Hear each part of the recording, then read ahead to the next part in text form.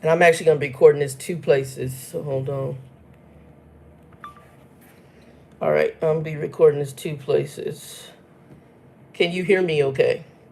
So on the other phone, just a heads up, this is going up. Both of these are going up on on the Christian channel, Facebook, and the Doll channel on YouTube. The subject we're going to be talking about is forgiveness versus abuse. On the Doll channel, we call it the Shiz, which is just a conversation that could go a lot of different places. So you guys on the Christian channel are going to kind of be part of this today. I may edit this a little bit for the Christian channel, but I wanted to kind of address this issue because something came up and I realized that people sometimes are delusional about, or maybe uneducated. Well, that's not the word I want to use. Delusional is not a good word. I think sometimes forgiveness and abuse, sometimes people don't look at it in the right vein. So I'm going to come with what I have gathered in my own journey and my own walk with the Lord on what it is. So we'll talk about that.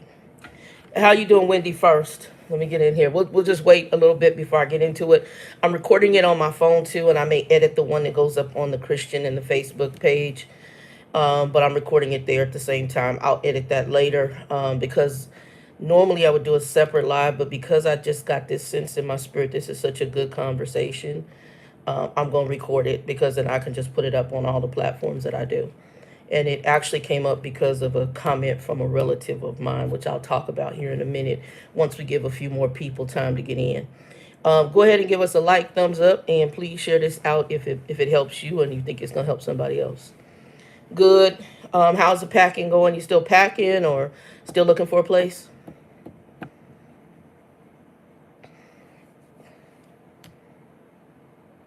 And I'm sorry, y'all, I'm going to have to keep touching this because the other streaming method I have right now, I'm using to record a video. I record this video too. So I'm going to have to, some of this, and when I start getting into this, I may look at the chat later, but I'm going to get in here. And it looks like people are coming, they're trying to come in, but we'll see. I'm doing okay. I ended up in emergency room Saturday night due to stomach issues. For the past, we're going into 3 now, maybe 4 weeks of stomach issues I've had. I started having this growling sound even after I've eaten or not even being hungry in my stomach. You could hear it and you could put your hand on my stomach and you could feel it vibrating. That then later turned on into that, plus having a pain in the lower part of my stomach, just above your pelvic region, just a bit where your Y and your private area is between your legs. So just above there, but up towards the stomach area, almost about like, that if you put your fist against it. So I'm overdue for a colonoscopy, which got canceled due to pandemic. So my doctor, when I finally could go face-to-face to the doctor, once they let us start seeing us face-to-face with masks, she wanted me to get to a gastrologist. And so I asked for one closer because the one that they originally had me was one in Scottsdale, young guy. He seemed okay. I had a really good one out in Chandler, but because I do not have a car, I can't really go to that one because it's far. Chandler's about probably a good 45-minute drive from where I'm at. So they got me one up here that's closer to where I'm at. It's a straight shot up John C. Lincoln. It's about a 20-minute drive. So I'll take Lyft up there and go there. Set it up for Friday. The company I'm with, their sick time policy is weird. And so I didn't use really any sick that I had was initially used in combination with my bereavement leave to handle grumpy stuff. Well, I was under one kind of supervisory guy, and he's like, well, Shannon, you don't take time off. I don't. I'm never really late, never anything. And this company is really stringent on a lot of stuff that I didn't really, they're weird on their attendance stuff. So even if with this new guy, he went back, even back when I was on the old team, and he started looking like if you were a minute off of your break, like let's say you have a 15-minute break, but you're coming back in and it's a minute off, He put that as a whole, like it's almost like an absence. I was like, what the hell? I didn't know. So, and I had already been tracking because we have all sorts of, since we work from home, their system is something weird. We're using this Chrome box, which I hate. With the Ratchet Trucking Company, I had a laptop. And with the Chromebook, they ain't never got to worry about me buying a Chromebook. To me, Google needs to stick with Gmail and a search engine. They need to leave the electronics alone. The Chromebook is horrid. Well, anyway, the system they have, you have a lot of issues. So sometimes there's parts that freeze. So I keep track of everything. I'm very detailed, and I don't need to lie to you. So I said, well, let me go back. And he said, well, it's a minute. And if it's a minute, basically, if it's a minute, we don't care if it's a minute. If it's a minute, it wasn't more than 5 minutes or longer, then they look at it as though you're the one with you're making it up, or you're lackadaisical or whatever. Well, make your breaks 13 or 14 minutes and do it. I'm like, oh my God. We won't even go where my mind is going. Because when he first did that, I was like, ooh. And I'm thinking, well, first of all, that's not even my character. I was through your entire training, no absence, no late, no nothing. So Friday, I'm not off on Friday. And I said, well, look, I'll take the attendance hit. Well, because he went back and got all these little things, it puts you in an attendance, what he calls a tier 1. Well, because he got all these little bitty things that he went over from the time I was on the other due team to current, then now if I'm out with an absence, I'm in a tier 2. And I think they go up to tier 5. I have no idea. It's all bizarre to me. And they were also talking about return to office. I was praying about that because while there's aspects of the job that are okay, I like it. It's decent. I actually like their customer interaction. I actually enjoy that part of it. Because they don't really time you on the customer interaction. You really can interact with the customer. So I enjoy that part of it. Because I am friendly and I interact. But what I don't like is some of they're very micromanagey, and I hate micromanage anything. So I've been praying on that. Plus, they are eventually going to go back into the office. Now, they just sent something out saying they're extending the time before we have to go back in. And where I'm at in my, what they call your level, they've moved us rather rapidly. So when you start out, they created this whole new career path thing they do, and it's not a choice. They just kind of force you along the path. That's another issue I do have. So, for example, and what the levels are is we're cross-training you in 18 other jobs. I mean, I'm being over-exaggerating 18, but it's quite a bit. You originally came in just to do loans, and now not only do I do loans, I do the trades, and not only now do I do the trades, I do some other stuff. And as you go along the journey, you're basically being cross-trained in all these other jobs that they normally were individual jobs. They paid people $18 to do, and they're only giving you 50 cents for every jump. So now you go from a milestone 1 to a milestone 2, they give you a 50 cents pay increase. You go from a milestone 2 to a milestone 3, you get a 50 cents pay increase. So I did that, and then in less than 30 days, they're jumping me to a milestone 4. And then he's like, but that doesn't include a pay increase, 50 cents. Well, those are 2 other jobs that would be $18 each job. I leave it alone. So they're making hand over fist, and these kids that they get in there, they don't realize what's going on. They're thinking, "Oh, I'm getting a title, I'm getting a promotion." You know, they're popping your collar, and you think it's a big deal. Where you're not realizing the company's getting over financially because you're doing 4 or 5 other jobs for only 50 cents more of what you're getting paid. So they're not seeing, the babies aren't seeing the big picture. I'm sitting back going. And a lot of them want titles. They want positions. They want to be team leads, which is like their supervisor role there. For me, I just really want to do my job, put that paycheck in that account. I'm not trying to be mean. I'm at an age now where it's not about titles, because what I learned about titles oftentimes is there's a lot of politics involved with titles. So I'm not big on titles anymore. Let me see if I can see your chat. Okay. So I'm not big on titles anymore. So that's part of it. And so when I went to him and said, look, I'm going to be out Friday, he goes, well, that'll move you to a tier 2 on attendance. But if you sign in before and leave early, then you won't go to a tier 2. Well, I start at 9:30. My appointment's at 10:10. So I got to get from my house there. So what I'm going to sign in for is 5 minutes, and then I'm going to be out the door. And I guess that leaves me in the tier one spot. It's all very convoluted. And so he's like, well, initially I had, thank you. Eventually I had a bunch of, I was thinking, because the way it's worked at other companies, if you take a unofficial off day, it's only one occurrence. So it is just all encompassing. Well, then he says, well, he says, what if we schedule you for, like, I think I got 3 or 4 hours of sick time, and then if you're feeling well enough, you come back and work. Well, the problem is, as I just told you, I'm going to this doctor's appointment. I haven't shared with them because I don't share my underlying health issues. But I haven't shared. I've got a hereditary blood clotting disorder.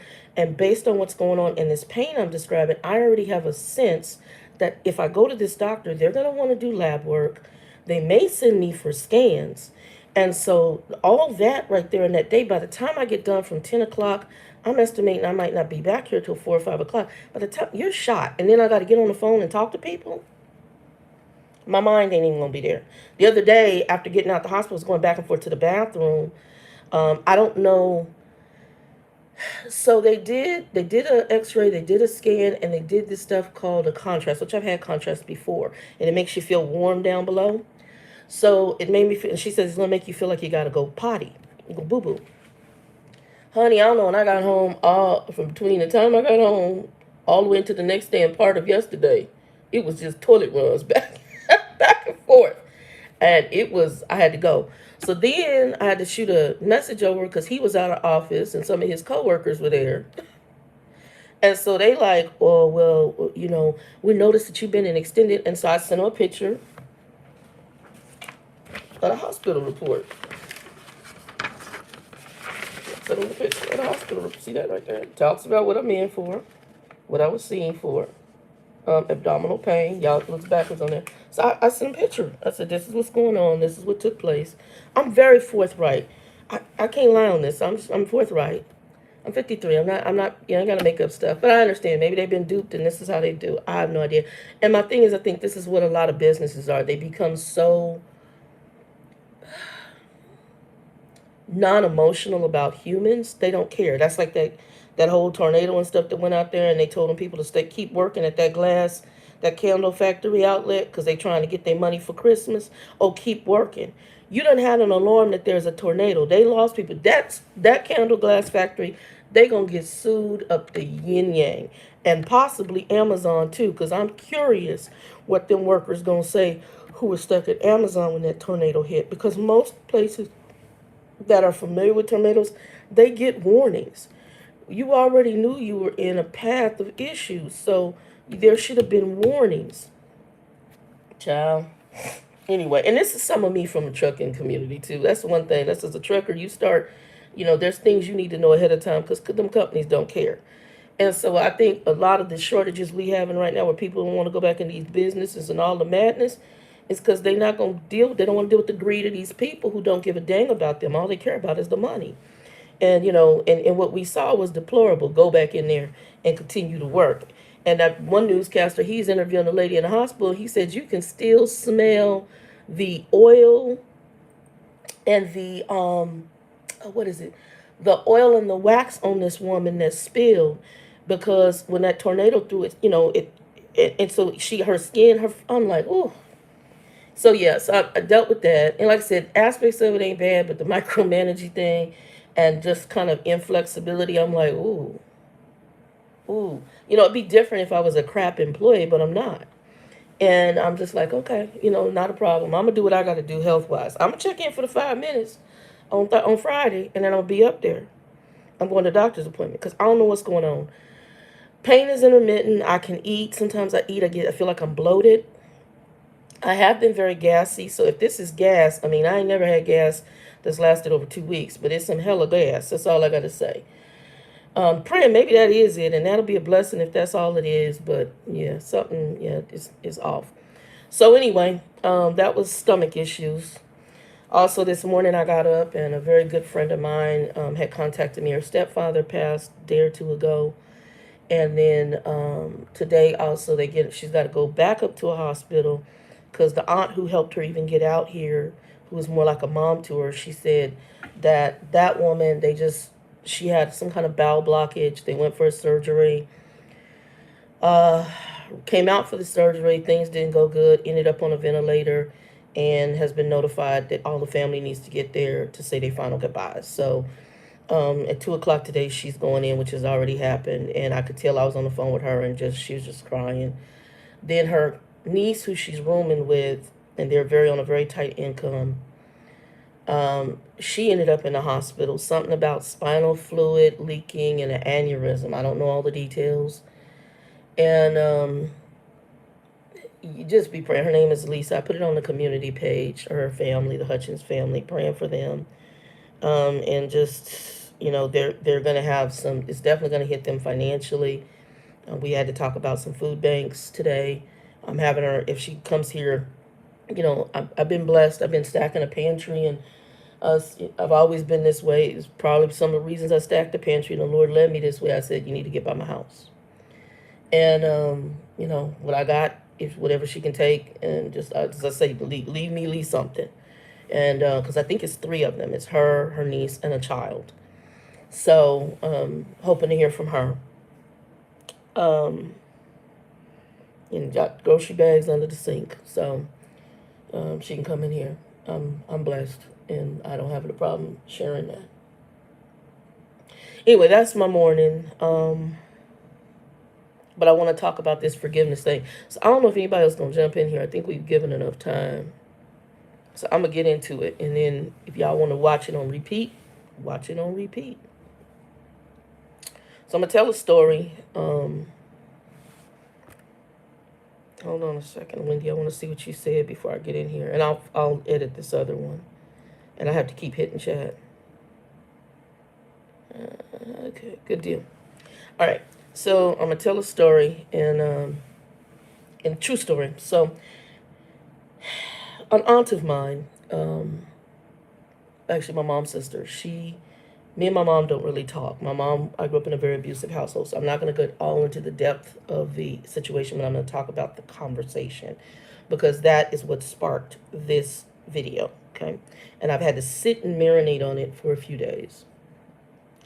So I had let my aunt know that a cousin of mine on my father's side had passed, who my mother knows.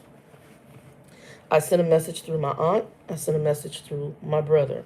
And I said, let Francis, that's my mother's name, know that my cousin Lynette died. My mother knows Lynette, and she knew her mother, my great aunt, very well. Matter of fact, that aunt, Monty's aunt, my great aunt, my grandmother's sister on Monty's side, when I was born, had contacted my biological mother and said, I hear I have a great niece. I want to meet her. If we have to come get you, we'll come get you. Because I was like just after high school, baby. I think my mom and Monty were probably anywhere between 17 and 19 years old, because Monty was drafted at this point. And because when she notified him of me, he was in military training, okay? So, or boot camp, whatever they call it. Anywho, I ended up sending her a message, because I don't talk to my mother. And I'm not being malicious. I'm not being mean. I have tried to interact with my mother on several different times, even after living with my grandfather, dealing with the abuse of my mother. And then every time I deal with her, it's always something crazy, malicious, evil, and vicious. So I'm going to talk about that, because there's a point where you forgive, but you don't be a fool. Okay? There's a point where you forgive, but you don't put yourself in the pathway of abuse, okay? There's a point where you forgive, but you do not stay in the situations of where people remain to be evil, okay? And even biblically, the Bible talks about avoiding, staying away from evil people, okay? So I'm going to go back to what my aunt said, and then I'm going to tell a story. Not even my story. It's a story of a play niece of mine's sister, and I'm going to tell this story for a reason. Anybody come in, like, thumbs up, subscribe, and I'll go back and read the chat in a minute. Hello. So my aunt made this comment to me. Well, something's been on my heart, and I wanted to say that you need to bury the hatchet with your mother, especially you if you call yourself a so-called Christian. That's a slant, it's a slam, and it's a stab. But the problem is, I understand why she said it in the way she did. And it was vicious. It was vicious because that's part of the line issues, part of the generational curses on my mother's side. So her grandmother, my great grandmother, that woman was vicious, mean, and evil. And it has been inherited in those three children in their own way. Some interactions I've had with all three of them. My mother probably being, I think, almost the worst, but I don't know because I think my aunt can sometimes be on her level, even though my aunt doesn't see it that way. Because oftentimes, like I said, most people function in their dysfunction. And meaning that I don't look at the mirror and see my stuff. And the only reason, and I have some of that viciousness, I've had to, it's because I look in the mirror and I see the truth of my issues and I face them. Some people may see that as being negative. I see it as being real. And some people, and praise God, because I think he's just built me like that because of what I've been through. I'm very real with it. My best friend said, you're very real about everything. And she knows my family. She knows my mother. She's met her, everything. She knows, and her father is the one who was a child protective service guy. And he recognized things right off about my mom. So she knows family stuff. And she says, it's amazing. But she knows I'm very, very real.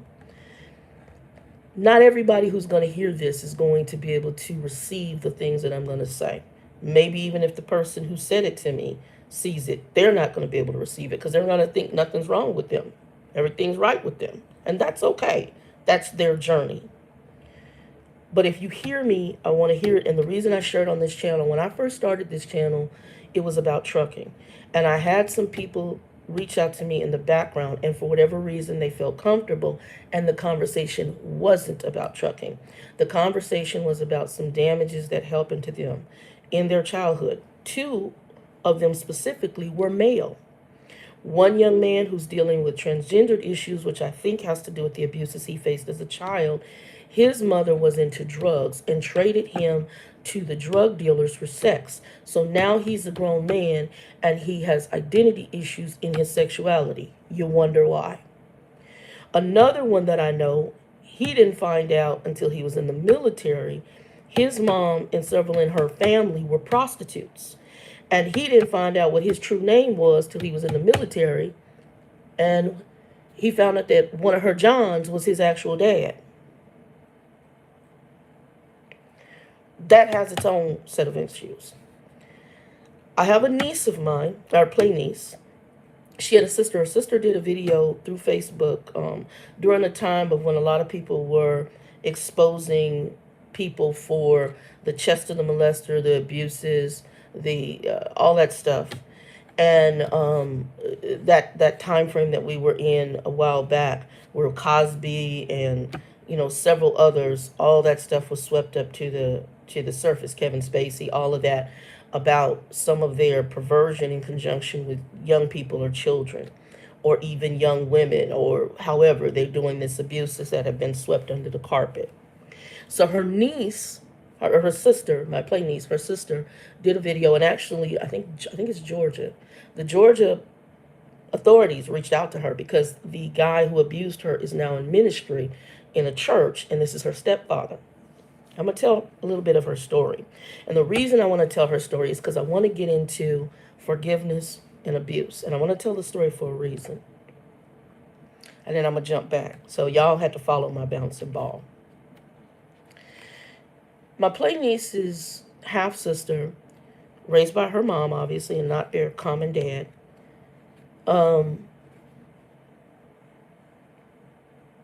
she was being sexually abused by her stepfather. She didn't tell her mom. She told a relative, an aunt, when she was a young girl. And that relative then told the mom. The mom took them, they left, her and the girl, my niece's half-sister, and they left and moved in with family. But later, the mama goes and moves back in with the Chester the molester stepfather, okay? She moves back in, and I'll address everything popping up, Wendy, in a little bit, and whoever else comes on. She moves back in with the Chester the molester stepfather, leaves her daughter with the family. She stays with this man, and then she goes gets her daughter and brings her back into the house with Chester the molester stepfather.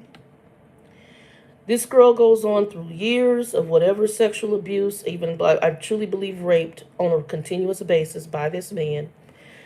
And her mama took her back into this environment. Later, the young woman becomes a young lady, young girl, and typical of the type of damages that happen, I believe she ended up being either a stripper or something of that nature. But usually, depending on the severity of those things, there's some routes you could go. I am also a molest victim, so I also know there's routes you can go. And that's why my best friend says, Shannon, I'm shocked you're not crazy as hell. Now, I probably am crazy, but not on the level, and I'm grateful because I really think that's God's hand on my life that I didn't go the journey I went, that I could have gone. I did go a journey, but not the journey that some go. I didn't get into drugs. I didn't get into prostitution. I'm too fat to be a stripper, but even when I was smaller, that wouldn't have been my thing. I did end up in an alternative lifestyle, which I think is a direct result of some of the abuses I suffered. Now, and generational curse stuff. So this young lady I know she ended up being a stripper. And that is a lifestyle she ended up in. I don't know whatever else. I'm sure there's other things too. She went back to her mom because she loves her mom. God bless her. And she said, Mama, why? Why did you bring me back into this? And why did you even go back to this man knowing what he did to me? This was her mother's response. God's forgiven him. You need to too.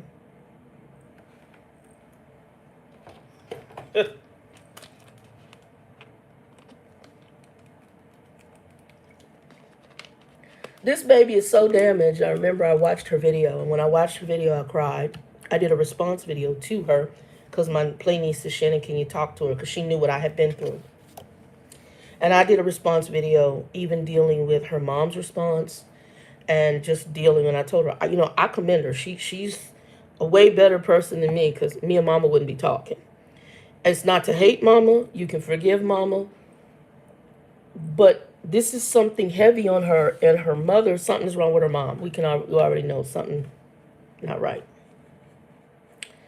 There's also a man, his name I think is Josh McDowell, if I remember correctly. I'll put it below when I find out. I think the movie's called The Encounter. I think that's what it's called, but I can't remember. If you just put his name in and look for Josh McDowell movies, I think he's in a couple, but he did one on his own life. And Josh McDowell is a Christian author. He's a Christian, I'm going to call him minister. I don't know all of his ministry. I've known some of it. But he did a movie on his life, and I was blown away. How he grew up under his mom. His mom was an burial beast woman who had health issues. His father, I think there was some issues with his father. And then to help the mom, they had somebody come, which was a man, to help them. And he helped them. And while he was helping, he was also sexually abusing Josh McDowell, this man that they had come help. Josh McDowell later becomes Christian, and he finds this man and he tells him, I forgive you. But he also sees that this man is hooked to another family with other little boys. And he told him, if I find that you do anything with these little boys, I'm going to be back. And there's going to be a problem. Let me help y'all something. And it's something that God had to deal with me on, because there is a delusion that we have that forgiveness means that we have to sit ourselves in the seat of abuse. We do not.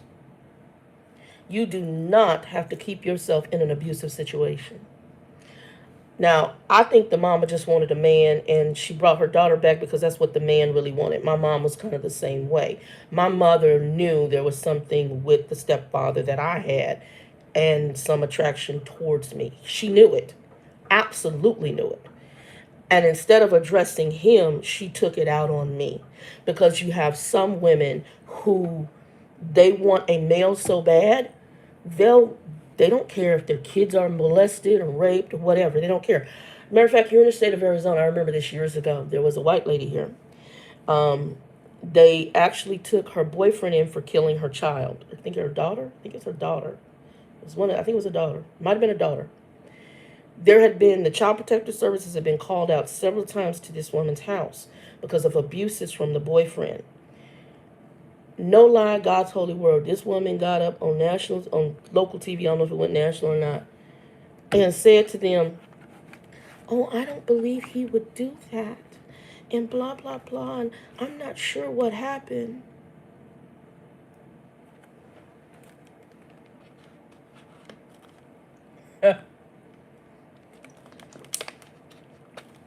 There are people in this world who, for whatever reason, I don't know what that spirit is, I don't know what that thought process is, I don't know what that mental faculty is, that they don't have the mothering or the fathering, I'm going to call it a gene or characteristic, whatever you want to call it. They don't have that.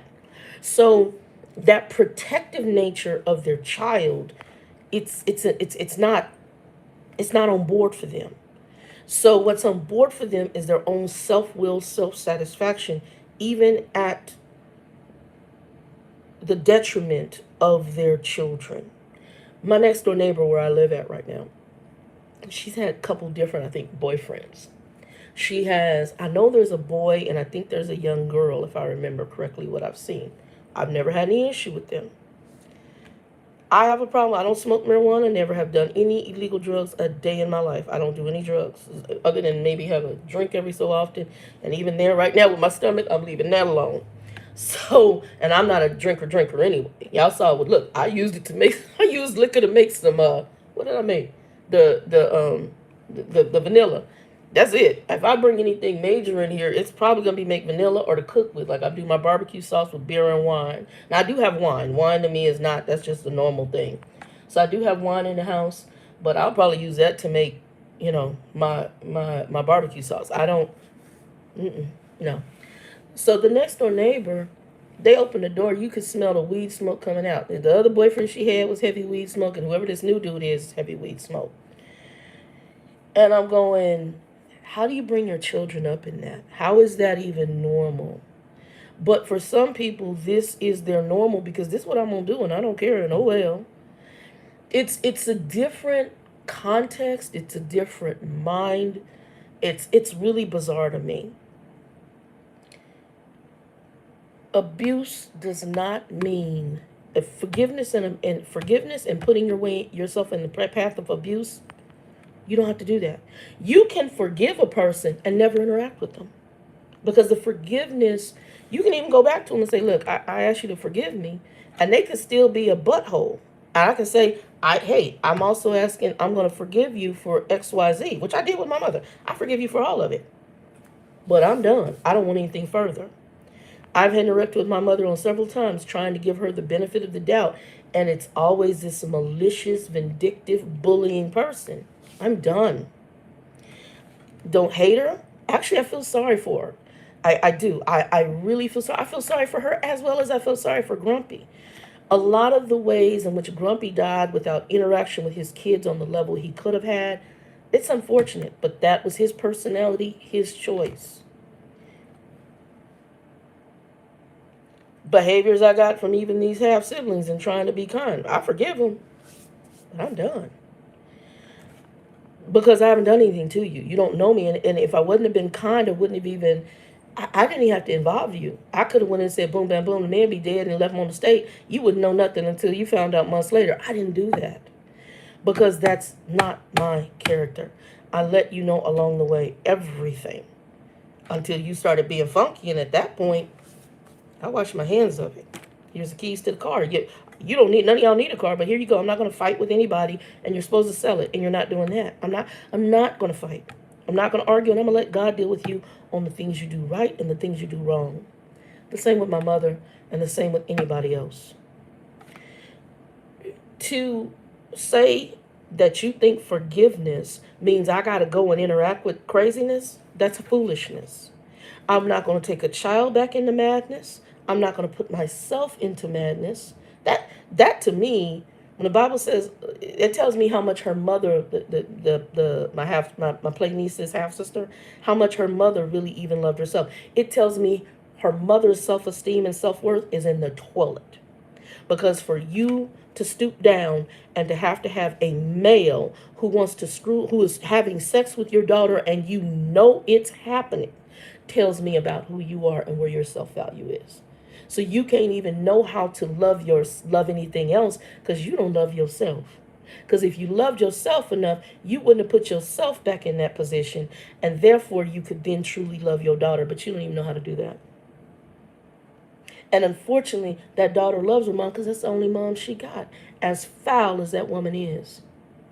As foul. And I got other stories. Because people tend to tell me the madness.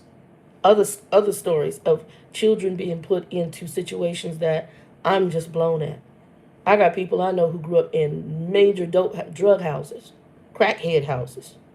And I don't know what abuses they went to, but I do know that later in their life they were prostituting themselves for places to stay. I can tell you stories. And some of them go back into the abusive, crazy dysfunctionality because that's where they go. It's not healthy, it's not good, it's not right, but that's where you go. So when my aunt came to me with, you need to bury the hatchet, and putting it off on me, I'm like, whoa, sister. And I didn't say anything, I just said, got you.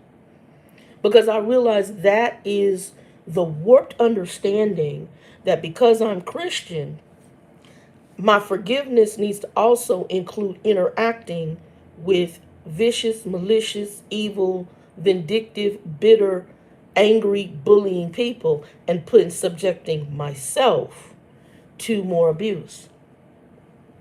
Done. I'm not doing that. And my word of God tells me about dealing with evil people. It tells me I don't have to. You guys go look through the Proverbs about dealing with people who are evil, and it tells you how to deal with them, and it tells you not to. Forgiveness does not mean putting yourself, I forgive you, Johnny, for punching me in my face. But that don't mean that you got to go hang out with Johnny and let him continue to punch you in your face. That makes you a fool. It also is not true forgiveness. It means that you haven't let go of the abuse. Forgiveness means, I forgive you, Johnny, for punching me in my face, but God bless you, I'm done. And I'm going to walk away. And I'm going to leave you in the hands of God, and I pray everything works out for you. Done. And you go deal with whatever emotional damages that is, because Johnny may never say, I'm sorry for what I did to you. My mother has never apologized for anything she's done. Not one red thing. And she knows she's wrong. Hey, Flower Child, welcome. She hasn't apologized, and she knows she's wrong. She doesn't apologize. What did she tell my brothers? I was a different person at that time. I was a different person. That's how you justify it. So when my aunt came off to me, I'm like, whoa, sister. Whoa. Well, it was obvious she knew this person. What tells me I'm a kind and decent person is that I have the wherewithal to even still let her know stuff, even though who she is. I'm still kind enough to say, well, she knew this person. Let her know. And my aunt has every right to her thoughts, but you didn't grow up in that madness. You didn't grow up in that madness. You didn't grow up in the madness. Oh, y'all threw the bottle. I have to put it in chest later. Christian does not mean I'm a doormat. It doesn't. Christian means I do ask, hey, I forgive you. I sometimes have to overlook you. I put you in Jesus' hands. I try not to be vengeful. Because the way my aunt came across, I could have been special. I wasn't. I was calm. But I also realized when I sat back, I'm like, Lord, because I now what I do when things happen and things of that nature, I sit back and I go, Lord, show me. Show me. That's huge for me. Show me. Show me.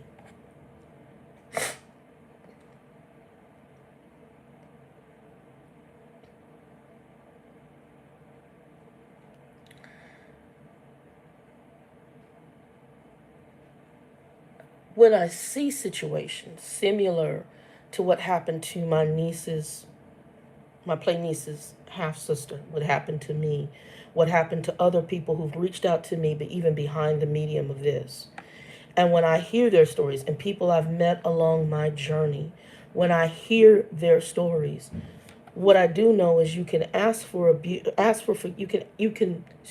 you can forgive people, but it does not mean you need to continue to be a person's doormat. It does not mean that you continue to subject yourself to physical, verbal, mental, emotional abuse. Along my lifespan of 53 years, I've met all sorts of people from within my family line and outside of my family line. And you learn a lot of things when you start dealing with the characteristics of people. Evil people, malicious people, you learn a lot. I talked to a friend of mine, and he was telling me he's, raising a nephew. And he's telling me some things about his nephew. I'm listening to this story. Yes, you have to stop all contact. Thank you, Wendy. You have to stop contact. And I'll get to that. But I'm listening to his story, and I'm listening to the generational curses. And I'm sitting there going, oh, your nephew lied. Oh, no. Because my friend he likes to always see the good side of people. God bless him. And that's a beautiful thing. But it's not always the most realistic thing. And then as we get through the storyline, he lied. Because it's part of the generational curse from which his nephew comes from under his sister and her daughter and whatever else is in this boy's line. It's part of the dysfunction of that segment, and a high dysfunction of that segment of his family. It's part of the strong generational curse. He has it. He's maybe not as bad as the rest of them, but he has it. And until you look in the mirror and you have a man in the mirror moment and realize what you've inherited, you then can be aware. Because the way my aunt came off, I could have come back just as nasty as she came off to me, because that runs in that family. And I really believe they inherited it from their mother's mother, which is their grandmother. Because my great-grandmother, I interacted with her as a kid, and she was horrid. She's just an evil, malicious woman. And then as I found out things later on she's a family member by marriage. She's an aunt by marriage. But when I found out things that she told me about being around our family and how that woman was, it's no shock to me what is inherited through the 3 children. And none of them realize they have it. My mother doesn't realize why she's so vindictive, evil, malicious, and vicious. All of them have it. I've interacted with them, and they've done it to me in different interactions. And they don't my mother knows what she's doing. Well, yeah, she knows what she's doing. I think my aunt does too sometimes, but I think sometimes she doesn't realize.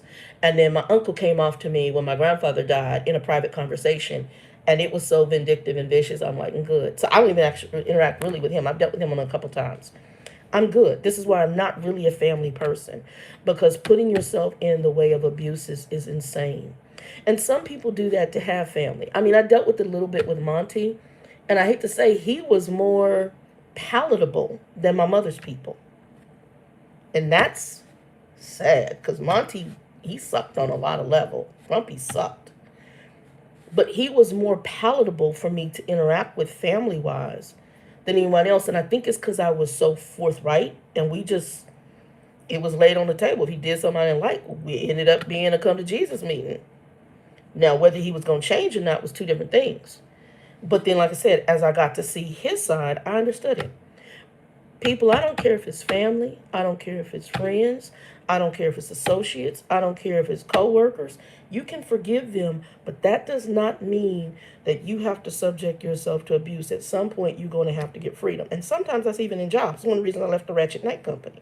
I knew I was going to be leaving. I was actually going to be leaving sooner than later, but the pandemic happened. So I held out because now I work from home and I really don't have to deal with you. But I was not going back in that office with them ratchet people. I was not. So, it's up to you what you want to do. If you want to stay in there and you think that forgiveness means going back and interacting with a person, that's madness. And unless the Lord shows you, now maybe the Lord has showed you that's your calling, to go in there and be abused by somebody over and over again, and maybe that's what He's showing you. I got question marks, but if God gives you that direction, maybe He gives you that direction. I don't know. Because, see, I also am going to go biblical for you. So I'm going to help you with just taking in story time. When Jesus was walking this planet, And the Pharisees and Sadducees were coming up with him with the shenanigans and being evil and malicious and trying to do all sorts of manners. If you notice, every time they were on their way, he would be going the opposite direction. Basically, I don't really want to deal with you. I don't want to deal with you. I don't. And it's due to them that he ended up on the cross. I just go back and read the story. You can read four different gospels. Yeah, 4 different gospels. All telling you pretty much the same storyline. Ultimately, he going to get to the cross.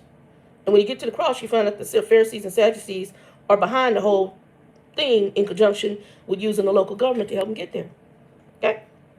Now, what does he do when he's on the cross? Forgive them, for they don't know what they're doing. They ain't got no clue. Ain't got no clue. Zero. A lot of them do.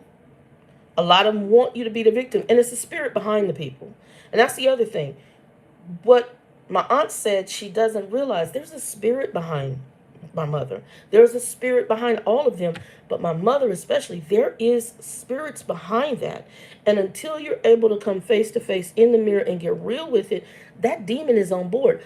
Grumpy had some massive demons he was trying to break free from. God bless him. And when I met the extended family, I'm like, ooh, wee, my Lord. And that's when you start speaking. I was shown years ago, looking at his mother's side of the family, to start praying over the generational curses over my life. And I remember sitting in my car just crying and weeping, saying, God, please break every generational curse over my life. Because I saw how foul it was. I saw how broken it was. I saw how demonic it was. And I don't know if that was the catalyst for the click for me to be able to look in the mirror and say, these are my generational curses. And I know that's part of my obesity issues. We still have stuff we are going to deal with. And we're still going to have residual effects of whatever generational curses and victimization has happened. But how we deal with them, how we interact with them, and we have to deal with them as we are able to, mentally, emotionally. And Grumpy did the best he could. I honestly, when I look at what he was up against, and I thought back over our conversations, I remember when he left out of the long-term relationship he was in, he only took his clothes. That's it.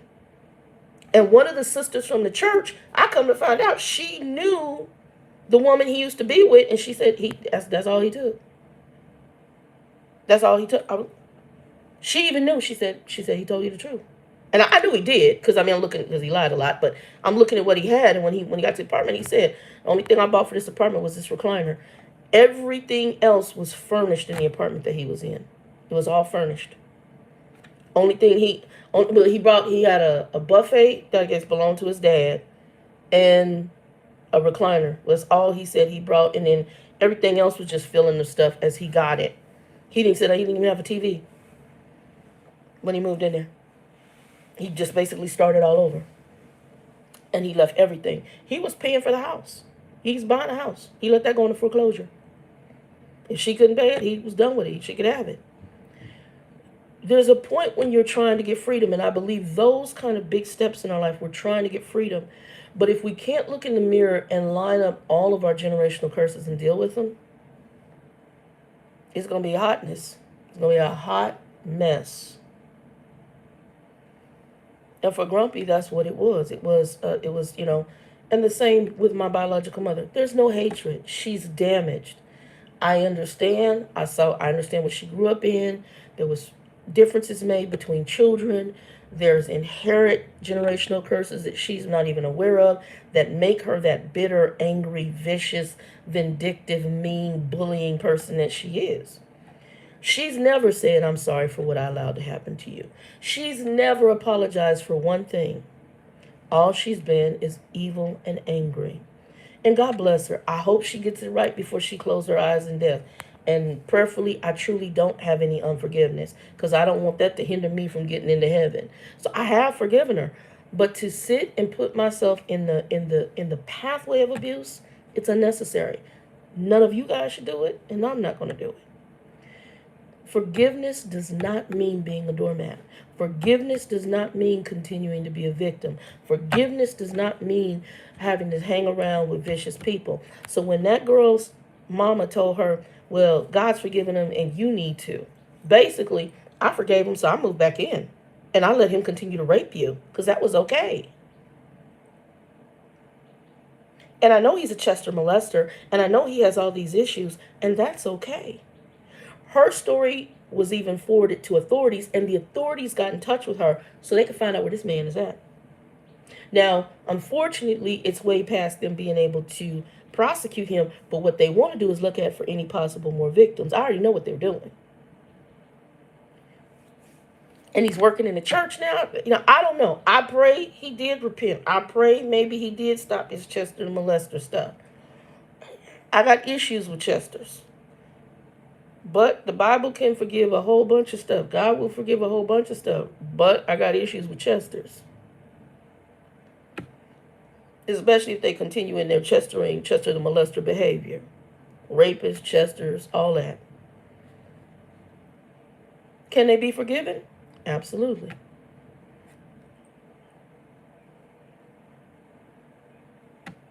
But they shouldn't be working with children. That's the demon. That's your familiar. And that familiar demon is not your friend.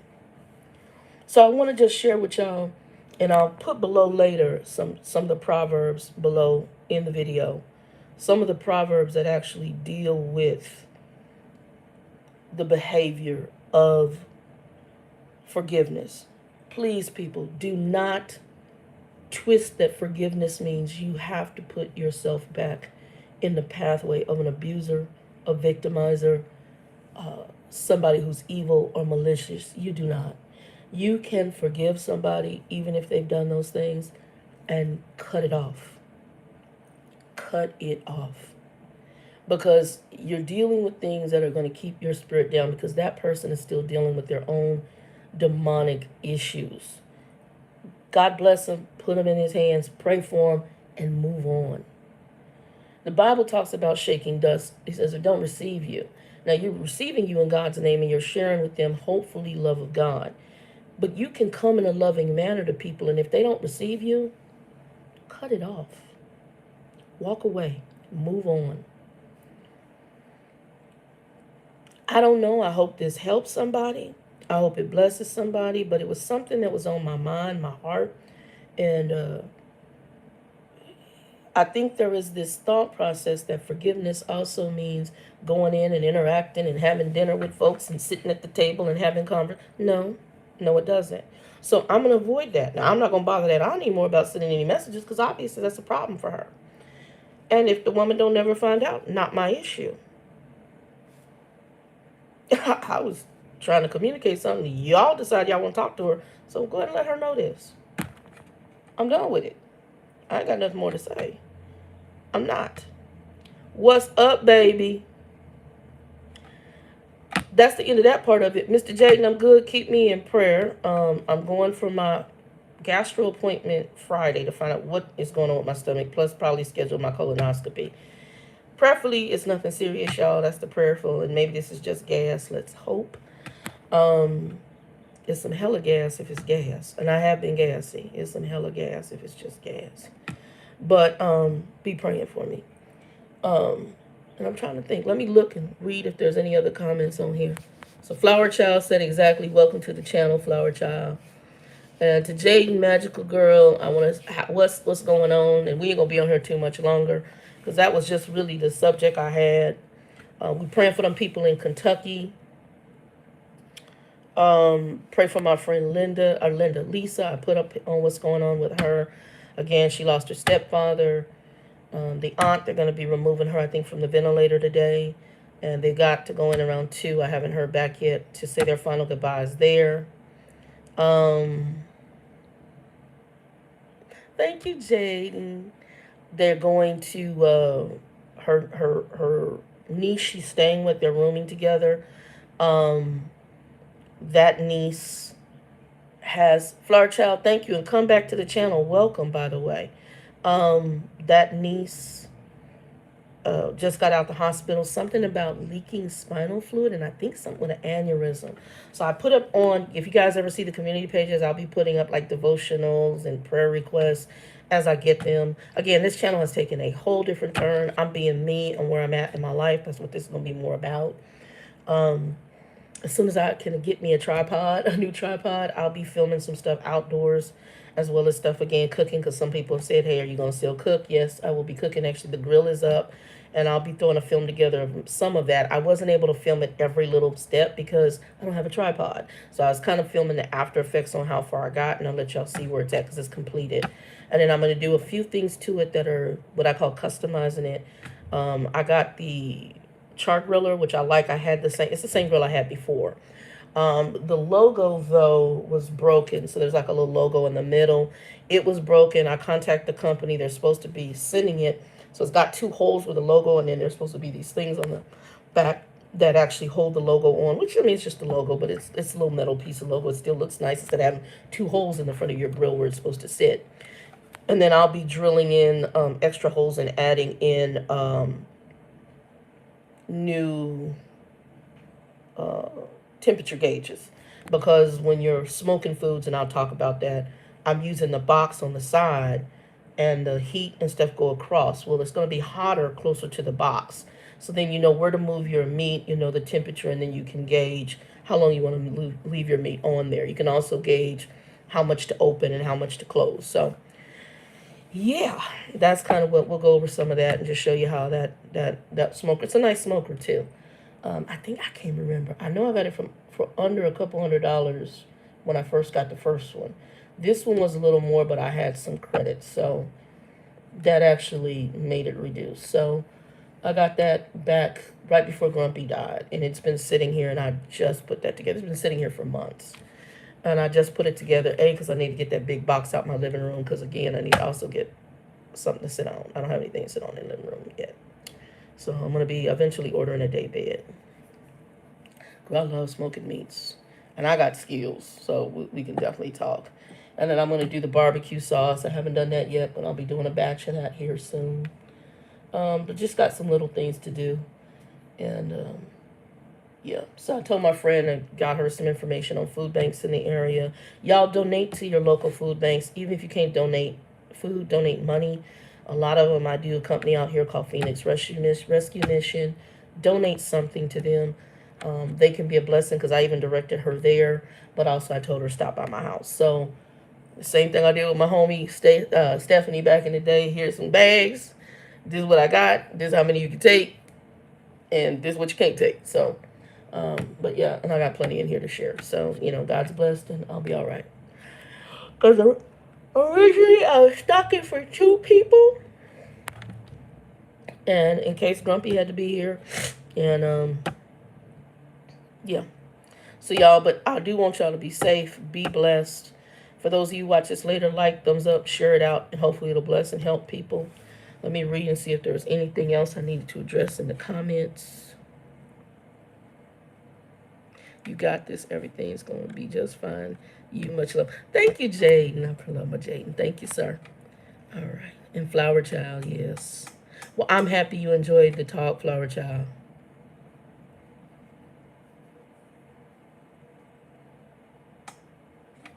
That's what I said. Food banks everywhere, wherever your food banks are. Phoenix Rescue Mission does food. They do homeless. They do people getting out of prison and helping them get back on their feet. They do some amazing stuff. And I found out about them years ago when they were in the local paper, and I just did a couple of donations, and now I every paycheck I give money to that company, to them, because I realized there's an old saying, there but for the grace of God go I. And so I've been abundantly blessed, I think, by just that being on my heart, and that's where God has directed me to give. And so I believe that's even why I have the abundance I do in this house right now.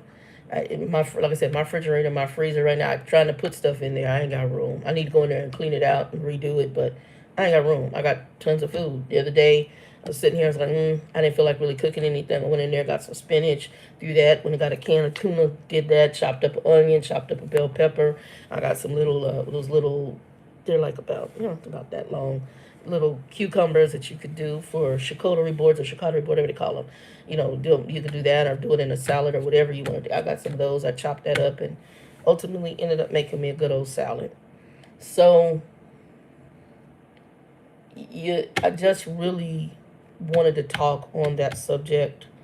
Um, we do have to forgive as Christians. Okay, Florence, I know. There's some people on here, and I don't know who they are. We need to block them. This Vortec crew, I don't know. I guess some people putting pornography stuff in the comments have to block them and send them to Amazon. That Vortec crew, I don't know who they are, y'all. If y'all see them on here, block them. For those people who had a right, let's block them and get them up out of here because that's madness. Anyway, guys, just be blessed, be safe, and you do have to forgive. But forgiveness does not mean you're somebody's doormat. You're somebody's remain. You continue to be victimized. You walk in freedom. All right. You walk in freedom. Thank you, Magical Girl, for handling that madness. Yeah, there's another one that came up, and I don't know who they are, but thank you for handling that madness. I don't know who they are. Last time I kind of because then when I realized I went back into the comments, I was like, and I started blocking them. So I've already reported some of them to Amazon when they come up. So anybody with the blue wrench, y'all can block. Yeah. So all of y'all be prayerful. I pray y'all have a good holiday. I'll probably be back on here next Wednesday. Like I said, Friday's the day. I don't even know if I'm going back. I got to find out. The whole attendance thing at this company is so weird to me. I have no idea. And my friend Linda said, she said, yeah, I'm probably on the tier 1 too. She said, I've been there 3 years. I still don't know how the attendance works. It's so convoluted. It is. It used to be a very simple thing that if you're absent or you're late, you get this much of an occurrence. Well, even if you come back late from a break, or even if you have technical issues, if it's a minute over, and it's not recorded in the way they want, it's an occurrence. I'm like, whoa! It's insanity. So their turnover rate must be really high because they're always doing classes, and to me, that actually is crazy because how much money are you investing in onboarding, training, and then you got that going right out the door. You got it going right out the door. And that's fine, but I mean, it's insanity. Yes, Wendy, I want a permanent work from home. Like I said, it's not a bad company. The company's genius. It's a genius company. There's aspects of it I like. There's other aspects that I would really like to change, but I mean, I know that I'm not in that position, nor is that something they're going to want to change. But my thing is that they're not going to be permanent work from home, and I just got too many underlying health issues.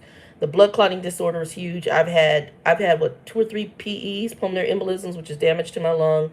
I won't even count the number of DVTs I've had in my leg. I mean, my leg right now, while I'm sitting here, my left leg is always swollen. The bottom of my left leg always swollen because it's been like that since shortly after after the first blood clot. And but I've had like several more DVTs. So this leg, my left leg, is where I get all my blood clots, constantly swollen. And so I'll put it up at night. It'll drain, go into the bathroom and stuff like that. It'll drain, but I get edema in that leg constantly. So even if I lost the weight, I'm still got the lung issues. So I still have that. And to go in, like I said, when I went into the hospital, you talking about nervous? Child, I was mass. Somebody said, even with the vaccine, and like the nurse I had, she had just gotten through with COVID, and she's vaccinated with her 2 doses. And she said it helped her get through it, but even still, and then if you have underlying health issues, you can have residual effects. I got friends of mine right now vaccinated they praise God, they're not dead, but they got some residual effects. Some of them might not be able to work. One of them, I think her sister or something, had something stroke. So it's a madness. So, you might still be here, but you might have some issues afterwards, and I'm trying to avoid that if I can. So that was one thing. I know they delayed we were supposed to come back in early January. They've now pushed it to February, and it may get pushed out even more because of the whole thing with everything sitting on the boats, because there's stuff they need in order to set the offices up for us and have enough equipment, and they don't have enough equipment for us right now. So they have extended those of us over certain aspects of the company. Like I said, there's aspects of it I do like. The attendance thing is weird to me. I still got to tell the guy, I said, I really don't even fully understand. I said, I have not really been out other than my father's funeral. And that was pretty much it. And we did use some of what they call your PTO time, which you can schedule in advance, but you can't work with me to give me, even if I would have taken the day non-paid, give me the day non-paid. By the time I've been dealing with this all week. I even sat in your offices going back and forth in between my job, to back and forth to the bathroom, doing my job. Didn't take my breaks, worked through that. Worked, even did extra during my lunch hour so that I could make sure I hit my numbers, even though my stomach was, y'all talking about, I was like, bloop, bloop. Fluffy waddling to the bathroom. So yeah, but no. Anyway, y'all, I'm silly, but we'll do something, y'all. If y'all have any subjects again, hit me up below. Um, Peace, joy, love, happiness. Thanks for any donations and the donations already received. To some people have done it to the Cash App. I am not a 501c3, but any money that does go there, I always give 10% over to Phoenix Rescue Mission here in Arizona. And then, like I said, please, and not just around this holiday time, if you got a little extra, bless a food bank somewhere, because remember, life can happen to any of us, honey, and you never know when you're going to need something from a food bank, a shelter, or something. So give and just understand how God will bless that. Y'all 2 and 2, be blessed. Peace.